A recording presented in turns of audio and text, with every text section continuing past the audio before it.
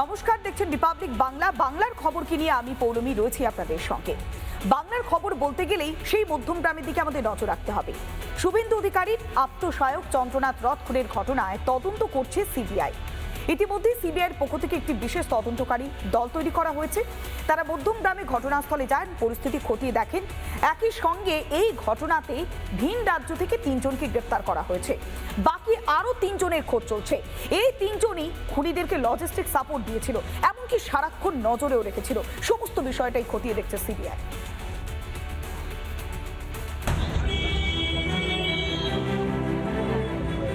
শুভেন্দু অধিকারী আত্মসহায়ক চন্দ্রনাথ রথ খুনের তদন্তভার নিল সিবিআই। আর তদন্তভার নেওয়ার পরেই তারা চলে আসতেন মধ্যমগ্রামের ঘটনাস্থলে, যেখানে এই চন্দ্রনাথ রথকে একেবারে তিনি যখন গাড়ি করে যাচ্ছিলেন তখন ঘিরে ধরে দুষ্কৃতীরা এলোপাতারি গুলি করে এবং সেই গুলিতে নিহত হয় চন্দ্রনাথ রথ। স্বাভাবিকভাবে সেই ঘটনা কিন্তু এর আগে তদন্ত করছিলেন রাজ্য পুলিশ, রাজ্যের গোয়েন্দা দপ্তর অর্থাৎ সিআইডি। তারা ইতিমধ্যেই 3 দুষ্কৃতীকে গ্রেপ্তার করে, 3 জনই শার্প শুটার হিসেবে পরিচিত। তাদেরকে ইতিমধ্যেই বারাসত আদালতে তোলা হয়েছিল। বিচারক তাদেরকে 13 দিনের পুলিশ কাস্টাডির নির্দেশ দিয়েছেন। আর এই যে 3 দুষ্কৃতী বা তাদেরকেও কিন্তু হেফাজতে নিতে পারেন সিবিআই, এমনটা কিন্তু মনে করা হচ্ছে। শুধুমাত্র সিবিআই নয়, ফরেন্সিক দল তারাও এসছেন। তারা কিন্তু একটা নমুনা সংগ্রহ করেছেন। সিবিআই কর্তারা যারা এসছেন 7 জনের এক সদস্য দল এসেছিলেন এবং তারা আশপাশে অর্থাৎ যেই ঘটনাস্থল তার পাশের বিভিন্ন যে ফ্ল্যাটগুলো রয়েছে বা প্রতিবেশী যারা রয়েছেন তাদের সঙ্গে কথা বলেছেন, পথ চলতি মানুষ তাদের সঙ্গে কথা বলেছেন, এমনকি বেশ কিছু নমুনা সংগ্রহ করেছেন। পাশাপাশি বারাসত জেলা পুলিশের পুলিশ কর্তা যারা রয়েছেন, যেহেতু মধ্যমগ্রাম বারাসত জেলা পুলিশের অন্তর্গত, সেখানে দাঁড়িয়ে পুলিশ কর্তাদের সঙ্গে কথা বলেছেন। মধ্যমগ্রাম থানার আধিকারিক যারা রয়েছেন তাদের সঙ্গে কথা বলেছেন, তাদের কাছ থেকে বেশ কিছু তথ্য সংগ্রহ করেছেন। সিবিআই তারা চাইছেন এই তদন্তের সঙ্গে একেবারে দ্রুত গতিতে যারা প্রকৃত দোষী রয়েছেন তাদের যাতে অবিলম্বে গ্রেপ্তার করা হয়। ইতিমধ্যেই যেই 3 জনকে গ্রেপ্তার করা হয়েছে তাদেরকে কিন্তু দফায় দফায় রাজ্য পুলিশ প্রশাসন তারা যেমন জিজ্ঞাসাবাদ করছেন, অর্থাৎ এই যে গুলিকাণ্ড, এই গুলিকাণ্ডের সঙ্গে 3 জনের কি যোগসাজশ রয়েছে, তাদের ভূমিকা কি ছিল, কি ধরনের আগ্নেয়াস্ত্র ব্যবহার করা হয়েছিল, এই ঘটনার সঙ্গে আর কারা যুক্ত রয়েছেন, এই 3 জনের নাকি এর পেছনে অন্য কোনো মাথা রয়েছেন। অর্থাৎ এই সিবিআই কর্তারা তারা কিন্তু এই তদন্তের শিখরে পৌঁছতে চাইছেন। সিসি ক্যামেরা ফুটেজ, অর্থাৎ যেই সিসি ক্যামেরা ফুটেজ রাস্তার পাশে বিভিন্ন প্রান্তে রয়েছে, সেই সিসি ক্যামেরা ফুটেজগুলো তারা কিন্তু সংগ্রহ করবার চেষ্টা করছেন। অর্থাৎ এই যে চন্দ্রনাথ রথ, যিনি শুভেন্দু অধিকারীর একেবারে আত্মসহায়ক, অর্থাৎ একেবারে শুভেন্দু অধিকারী খুব ঘনিষ্ঠ হিসেবে পরিচিত, তাকে যেভাবে দুষ্কৃতীরা খুন করলেন একেবারে শুভেন্দু অধিকারী রাজ্যের মুখ্যমন্ত্রী শপথ নেওয়ার আগে, ঠিক সেখানটা দাঁড়িয়ে কি কারণ রয়েছে, কি কারণে তাকে খুন করা হলো, কি রহস্য রয়েছে। যেহেতু এই চন্দ্রনাথ রথ কোনোরকমভাবে কিন্তু সক্রিয়ভাবে রাজনীতির সঙ্গে যুক্ত ছিলেন না, তারপরেও তাকে কেন দুষ্কৃতীরা এইভাবে খুন করলো, কি কারণে, গোটা বিষয়টা কিন্তু তদন্ত করছেন এখন এই মুহূর্তে দাঁড়িয়ে সিবিআই কর্তারা। তবে এখন দেখার শেষ পর্যন্ত এর তদন্তের শিখরে পৌঁছে সিবিআইয়ের হাতে কি তথ্য বেরিয়ে আসেন আর আরও কে কে গ্রেপ্তার হয় সেদিকেও কিন্তু নজর থাকবে আমাদের। উত্তর 24 পরগনা থেকে টিটপ বিশ্বাস, রিপাবলিক বাংলা। তপসিয়াতে চামড়ার কারখানায় বিধ্বংসী আগুন। অগ্নিকাণ্ডের ঘটনায় 2 জনের মৃত্যু হয়েছে, আহত অবস্থায় চিকিৎসাধীন রয়েছে আরও 2 জন। মুখ্যমন্ত্রী শুভেন্দু অধিকারীর নির্দেশেই এবার তদন্ত কমিটি গঠন করা হয়েছে। সেই তদন্ত কমিটিতে রয়েছে উচ্চপদস্থ আধিকারিকরা এবং সচিবরা রয়েছেন। সমস্ত বিষয় তারা খতিয়ে দেখছেন। অন্যদিকে আজই ঘটনাস্থলে যান বেশ কয়েকজন উচ্চপদস্থ আধিকারিকরা। এর পাশাপাশি আহত অবস্থায় যারা চিকিৎসাধীন রয়েছে তাদের দেখভার জন্য হাসপাতালে যান রাজ্যের মন্ত্রী অগ্নিমিত্রা পল। তপসিয়া আগুনে করা অবস্থান সরকারে, যারা মৃত এবং যারা আহত তাদের পাশে বা তাদের পরিবারের পাশে অবশ্যই সরকার থাকবে। তবে যাদের জন্য কার্যত এই তপসিয়ার টালিখোলা অঞ্চল মৃত্যু ফাঁদ হয়ে রয়েছে তাদেরকে কোনোভাবে রেয়াত নয়। ইতিমধ্যেই পলাতক এই বিল্ডিংয়ের যারা আগুন লেগেছে যে বিল্ডিংটি, সেই বিল্ডিংয়ের মালিক তারা পলাতক, তার পরিবার পলাতক। তাদেরকে দ্রুত খুঁজে বার করা এবং অ্যারেস্ট করার ইতিমধ্যেই নির্দেশ দেওয়া হয়েছে। মন্ত্রী অগ্নিমিত্রা পাল তিনি ঘটনাস্থলে যান এবং ঘটনাস্থল থেকে তিনি ন্যাশনাল যে চিত্তরঞ্জন হাসপাতাল রয়েছে সেখানে এসে পৌঁছেছেন। পেশেন্টটা ওখানে আগ লেগে গেছে কারখানার মধ্যে, তো আমরা এখানে এসেছি, পেশেন্টটা দেখছি, পেশেন্টটা বিভোগ আছে, তো পেশেন্টটা কালা আছে, দুটো পেশেন্টটা মরে গেছে। তো আমরা ডক্টর এখানে ট্রিটমেন্ট করছি, ভালো ট্রিটমেন্ট করছি, ডক্টর লোকরা সাপোর্ট করছে, ডক্টর ট্রিটমেন্ট আমরা চাই আমার পেশেন্টের ট্রিটমেন্ট ভালো হয়।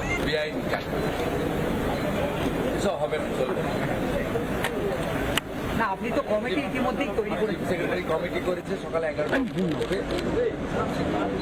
এফআইআর হবে এবং এটাই সেল করে নিয়ে এই ধরনের কাজ করতে হবে। বিল্ডিংয়ের কোনো পারমিশন নেই, ইলিগাল বিল্ডিং, ফায়ার লাইসেন্স নেই, কোনো বিল্ডিংয়ের এনওসি নেই। বাড়ির মালিক ওপরে থাকে তার ফ্যামিলিকে নিয়ে, তাদেরই এই কোম্পানি। দুজন মারা গেছে, বাথরুমে নিজেদেরকে বাঁচাবার জন্য বন্ধ করেছিল। টোটাল বোধহয় 30 জন ছিলেন, বাকিরা ইভ্যাকুয়েট হতে সাহায্য করেছিল, কেউ এসেছিল বেঁচে গেছে। 3 জনের অবস্থা খুব সিরিয়াস। ঘুষ নিয়ে মানুষকে একদম যৌতুকগৃহ তৈরি করে দিয়েছেন আজকে পশ্চিমবঙ্গ। শুধু কলকাতা নয়, শুধু তিলজলা নয়, সব জায়গাতে। আমি ডিপার্টমেন্টকে বলেছি ইমিডিয়েট আমরা স্টেপ নেব। লিগাল বিল্ডিং রয়েছে, আমরা নোটিশ পাঠাবো, ইদার বাড়ি খালি করে দিন, আর তা না হলে আমরা আমাদের ব্যবস্থা করব। পাশাপাশি সুস্পষ্টভাবে বলা হয় যে এই যে বিল্ডিংটা একেবারে ইল্লিগালি ভাবে তৈরি হয়েছে, বেআইনি ভাবে তৈরি হয়েছে, সেখানে চামড়ার যে কারখানা চলতো সেটাও বেআইনি, এমনকি কোনো ফায়ার সিস্টেমও ছিল না, যার ফলস্বরূপ আগামী দিনে কড়া ব্যবস্থা নেওয়ার কার্যত প্রতিশ্রুতি সরকারের। ক্যামেরায় পার্থ সারথীর সঙ্গে পিঙ্কি, রিপাবলিক বাংলা। বঙ্গে উন্নয়নের জন্য একেবারে পথের কাঁটা ছিল কাটমানি। তৃণমূল কংগ্রেসের জমানায় নতুন শিল্প আসা তো একেবারে দূরস্থ। যে সমস্ত শিল্প ছিল সেগুলো একেবারে পাত্তাড়ি গুটিয়ে বাংলা ছেড়েছে। তবে এবার আর সেই দিন দেখতে হবে না, কোনো কাটমানি রাজত্ব থাকবে না বিজেপির নতুন এই সরকারের আমলে। শ্রমিক ভট্টাচার্য স্পষ্ট বলেছেন, একদিকে কাটমানির কাঁটা থাকবে না, সঙ্গে জমি জট থাকবে না, শিল্প বান্ধব বাংলা তৈরি হবে, এমনই বার্তাও দিলেন শ্রমিক ভট্টাচার্য।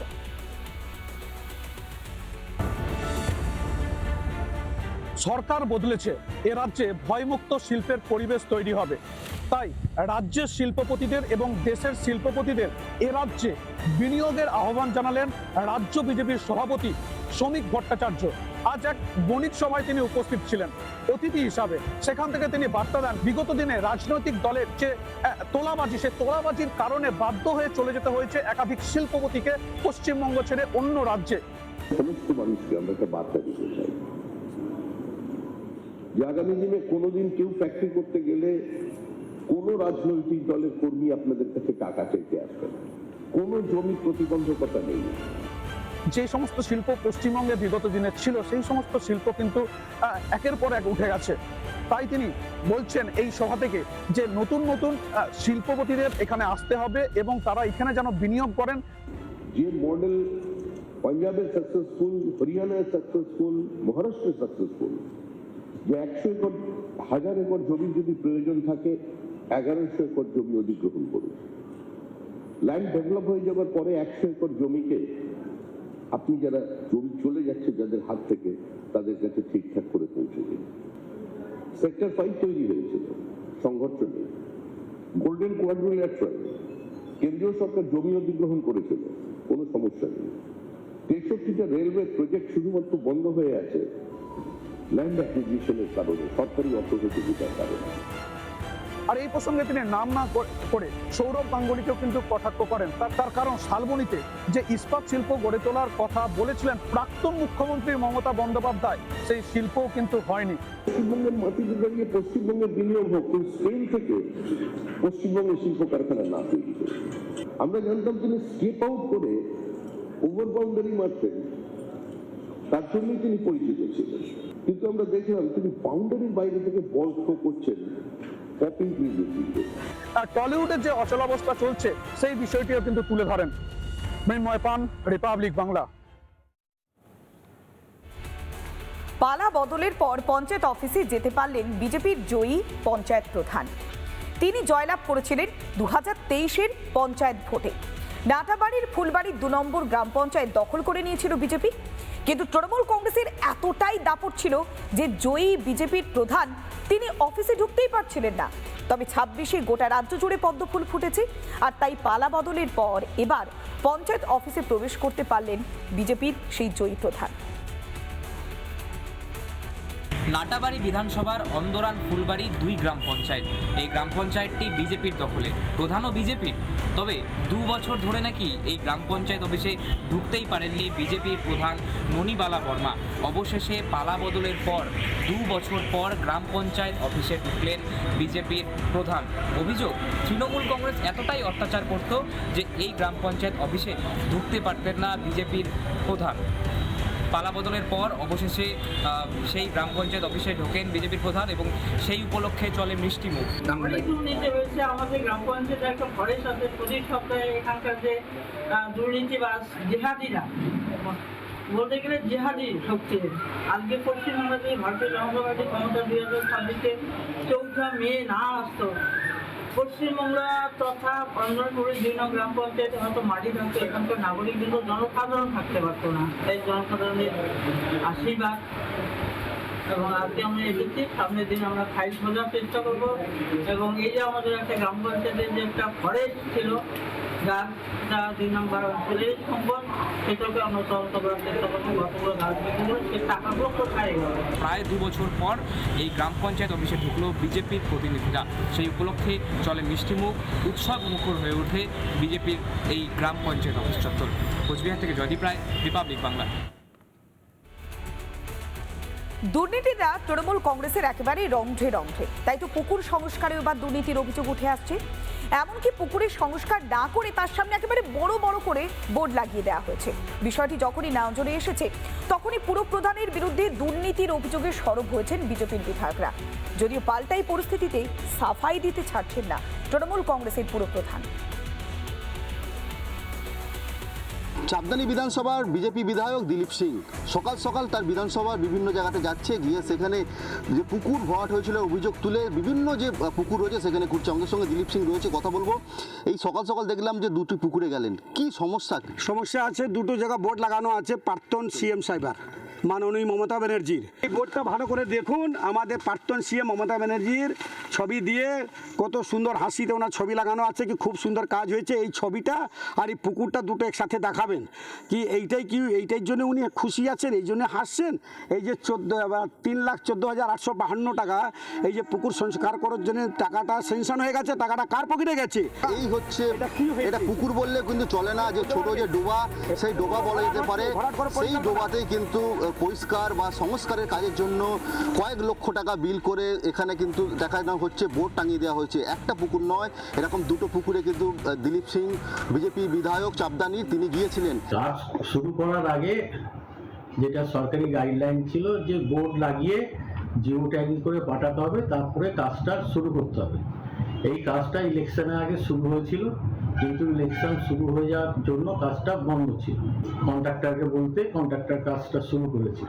আমাদের নবনির্বাচিত বিধায়ক উনি মানুষের ভোটে জিতে এসছে, উনিও চান মানুষের যাতে কাজ হয়। আমি আশা রাখবো উনি যত উন্নয়ন, শহরের উন্নয়নে নিশ্চয়ই উনি সহযোগিতা করবেন। এই দুর্নীতির পিছনে যারা রয়েছে তাদের তদন্ত করে শাস্তির ব্যবস্থা করবেন, এমনটাই কিন্তু দাবি করছেন চাপদানি বিধানসভার বিজেপি বিধায়ক দিলীপ সিং। হুগলি থেকে সুজিত গৌর, রিপাবলিক বাংলা। চুরি দুর্নীতি তো ছিলই রাজ্যের তৎকালীন শাসক দলের সঙ্গে যুক্ত, তখন এই কালচার থেকে বেরোতে পারছে না তৃণমূল কংগ্রেস। আর এবার সরকারি সম্পত্তি আত্মসাতেও তারা পিছুপা হয়নি। সেই স্বাস্থ্যকেন্দ্র দখল করার অভিযোগ উঠল তৃণমূল কংগ্রেসের কাউন্সিলরের বিরুদ্ধে। যখনই রাজ্যে পালাবদল হয়েছে তখন স্থানীয় বাসিন্দারা সরব হয়েছে। যদিও এই পরিস্থিতিতে রীতিমতো সাফাইও দেয়া চলছে, তবে ঘটনাকে কেন্দ্র করে চাঞ্চল্য সৃষ্টি হয়েছে উলুবেড়িয়া পুরো এলাকায়।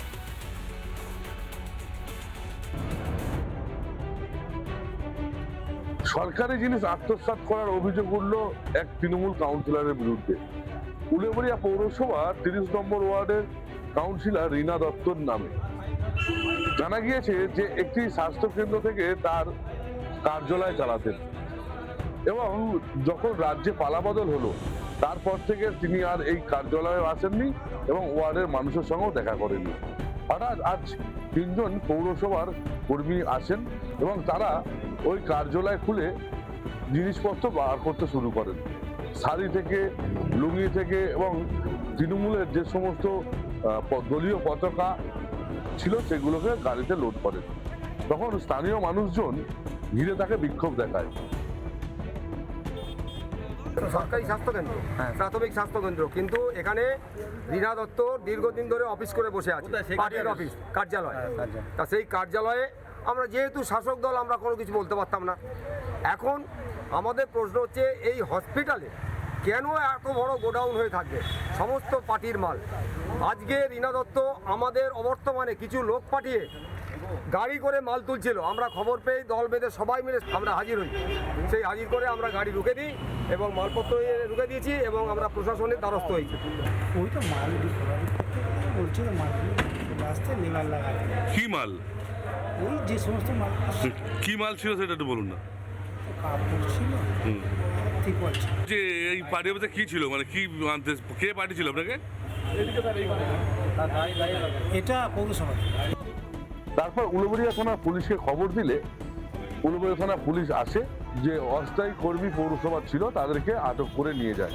এলাকার মানুষের অভিযোগ যে এই সব জিনিসগুলো মানুষকে পরিষেবা না দিয়ে এরা নিজেরা আত্মসাৎ করেছে। যে সামগ্রীগুলো দেওয়া হয়েছিল আপাতত সরকারি জায়গায় একটা ভাঙা ওয়েস্টেজ বিল্ডিং আছে, সেখানে আমি মজুত করে রেখেছিলাম। কারণ হচ্ছে ভোটের এনভায়রনমেন্ট পড়ে গিয়েছিল, তখন কোনো কিছু মানুষকে দেয়া নেওয়া যায় না। ভোটের রেজাল্টের পরে ওটা আমি ডিস্ট্রিবিউট করব বলে ঠিক করেছিলাম। কিন্তু ওরা বলছেন যে স্বাস্থ্যকেন্দ্রের উপরে বিল্ডিং আপনি সব কেন দলীয় কার্যালয়ের কাজ হবে না, এটা ওখানে কেন থাকবে? উলুবেড়িয়া থানায় লিখিত অভিযোগও দায়ের করেছেন এলাকার মানুষজন। উলুবেড়িয়া থেকে সুপ্রদীপ মণ্ডল, রিপাবলিক বাংলা। সরকারি সম্পত্তি দখল করবার অভিযোগ ছিলই, তবে এবার রেলের ঘর দখল করে দলীয় কার্যালয় তৈরি করবার অভিযোগ তৃণমূল কংগ্রেসের বিরুদ্ধে। নৈহাটি স্টেশন সংলগ্ন যে রেলের ঘর রয়েছে সেই দখল করার বিষয়টি যখন সামনে আসে, নোটিশ ধরায় রেল, আর সেই নোটিশ মেনেই ঘর ছাড়তে বাধ্য হয় তৃণমূল কংগ্রেস। আর তখনই নাকি চোখে জল। শাসক দল, সদ্য শাসক দল যারা ছিল তারা এখন প্রাক্তন হয়ে গিয়েছে। আর সেই প্রাক্তনরা হঠাৎ করে এই কান্নাকাটি কেন করছে? এই ঘটনাকে রীতিমতো কুমিরের কান্না বলে কটাক্ষ করেছে বর্তমান শাসক দল বিজেপি। তৃণমূলের পার্টি অফিস ইতিমধ্যেই খালি করে দেওয়া এবং রেলওয়ে প্রশাসনের নির্দেশে তা খালি করে দেওয়া হলো এবং 13ই মে বুধবার সকাল 10টা পর্যন্ত টাইম থাকলেও তার আগেই আজকে কিন্তু খালি করে দেওয়া এবং পৌরপ্রধান অশোক চ্যাটার্জির উপস্থিতিতে তৃণমূলের যে পার্টি অফিস, তৃণমূলের পার্টি অফিস খালি করে দেওয়া। রেলের নোটিশটা বৈধ কি অবৈধ আমি জানি না। নোটিশটা দেখলাম কোনো সই নেই, কোনো স্ট্যাম্প নেই, কোনো মেমো নাম্বার নেই। আদেশ অনুসারে স্ট্যান্ডার্ড মানে রেল কর্তৃপক্ষ। ভারতীয় জনতা পার্টির রাজ্য সভাপতি শ্রমিক ভট্টাচার্যের অনেক স্টেটমেন্ট শুনেছি, তারা বলেছিলেন পার্টি অফিস দখল হবে না। এই দখল তোলাবাজি এই করে চালিয়ে এসছে, কিন্তু যবে থেকে বিজেপি সরকার চলে এসছে তৃণমূল বুঝে গেছে তাদের দুর্নীতি, দুষ্কৃতি এবং দখলদারির দিন শেষ।